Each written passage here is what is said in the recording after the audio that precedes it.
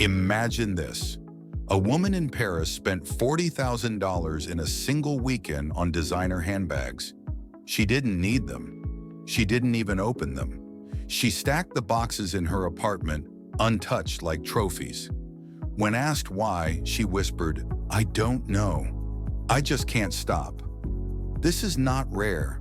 From executives buying watches they never wear to young professionals trapped in online shopping at 2 a.m., the story repeats everywhere. Money is not just economics, it's biology, it's chemistry. And one invisible molecule, dopamine, decides whether you will build wealth or destroy it. Tonight, we dive into a hidden truth. Your brain is wired for addiction, and the modern financial system is designed to exploit it. The same chemical that hooks gamblers and drug addicts is the same one pushing you to spend, swipe, and click buy now. This is not just psychology. This is neuroeconomics. This is the secret war for your wealth. Let's begin with Laura. She was a senior executive at a global tech firm, smart, respected, disciplined. But late at night, when the stress of the day hit, she opened her laptop. Luxury fashion, high-end electronics, rare wines. She told herself she deserved it, and every purchase felt like a release, a rush, a high. For a moment, her world lit up. Then came the emptiness, and then the urge to buy again. By the time she realized the cycle, she was drowning in debt. Her story feels personal, but it is also universal. Because her brain was not broken, her brain was human, and humans are wired for dopamine. Dopamine is not the chemical of pleasure. It's the chemical of desire. It whispers, more, more, more. And the modern economy listens. Every app, every ad, every online store is designed to keep you hooked, not by satisfying your needs, but by keeping you chasing the next hit. The act of spending itself, not the product, becomes the drug. Neuroscientists discovered something remarkable. When you anticipate a reward, your brain releases more dopamine than when you actually receive it. In other words, wanting feels stronger than having. That's why the box arriving at your door feels more exciting than the thing inside. And it's why people like Laura bought dozens of items they never opened. They weren't buying products. They were buying anticipation. This is the same mechanism casinos exploit. The slot machine doesn't pay out every time. It pays unpredictably. And that unpredictability, what scientists call a variable reward schedule, creates the strongest addiction known to psychology. Online shopping works the same way. Sometimes the deal feels huge. Sometimes you regret it. Sometimes you scroll for hours without finding anything. And then suddenly you strike gold. The perfect item, the perfect discount. Dopamine floods your brain. You're hooked. Let's pause and step into history.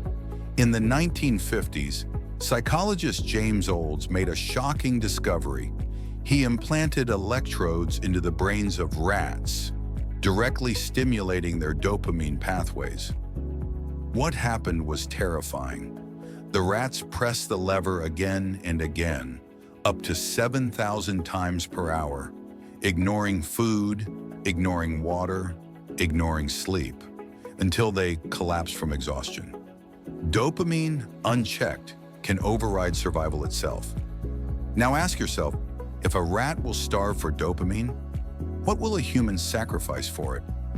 In the modern world, the answer is clear: time, savings, health, and even relationships. We sacrifice them all on the altar of consumption. But the story goes deeper. Dopamine doesn't act alone.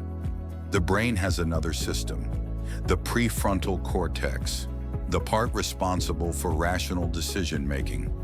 In theory, it should keep our impulses under control. But stress, fatigue, and alcohol all weaken the prefrontal cortex, giving dopamine free rein. That's why executives like Laura, brilliant in boardrooms, still collapse into compulsive spending at home. Intelligence doesn't protect you. Willpower doesn't protect you. Your biology doesn't care about your resume. And here's the dark truth. Corporations know this. Social media companies hire neuroscientists to design infinite scroll. Shopping apps send push notifications at 9 p.m. when your self-control is lowest. Credit card companies track your spending habits and adjust limits to keep you spending more. This is not coincidence, this is design, and you are the target. Think of the one-click purchase. It wasn't invented to save time. It was invented to bypass your rational brain, to remove friction, to strip away the seconds where you might change your mind. Every delay is dangerous to them. Every pause gives your prefrontal cortex a chance to wake up. So they remove the pause. Now dopamine wins before logic can even fight back. Let's step back to our character. After years of compulsive spending, Laura hit bottom. She realized her debt wasn't just numbers. It was a chain. She couldn't sleep. She couldn't focus. She felt like a fraud, an executive commanding millions at work, but powerless over her own credit card. In desperation, she sought help. What she discovered was the science of behavioral finance, and slowly she began to fight back. How? By hacking her brain. First, she introduced friction. She deleted shopping apps. She replaced autosaved cards with manual entry. Suddenly, every purchase required effort, and that effort gave her prefrontal cortex time to wake up. Second, she created delay, a 24-hour rule. If she wanted something, she wrote it down and revisited it the next day. Most of the time, the desire vanished. The dopamine wave had passed. Third, she automated investments. The money left her account before she could spend it. She learned that you can't eliminate dopamine, but you can redirect it. Now she felt a rush not from spending, but from watching her investments grow. The science supports her story. Studies show that anticipation of investing can trigger the same dopamine pathways as spending. The difference? Spending empties your future. Investing builds it. One destroys wealth, the other creates it. The brain doesn't care which path you choose. It only follows the chemistry, but you can choose to bend that chemistry in your favor. Now let's confront a final question. Why does this matter for executives, entrepreneurs, and investors, the audience of this channel? Because the stakes are higher for you. When regular consumers overspend, they lose a paycheck. When leaders and investors fall into dopamine traps, they lose millions. Entire companies collapse. Markets swing. Financial crises are, at their root, not failures of economics, but failures of human psychology. The South Sea bubble, the dot-com crash, the housing collapse, all driven by dopamine, all fueled by the human desire for more. If you don't master it, history will repeat itself through you. Laura's story is not just her story, it's ours. Every day you face the same choice: control dopamine or be controlled by it. Wealth is not built in spreadsheets. It's built in the mind, in the brain, in the ability to resist the invisible chemistry pulling you toward destruction. The greatest investors in history, from Warren Buffett to Ray Dalio, weren't just masters of finance.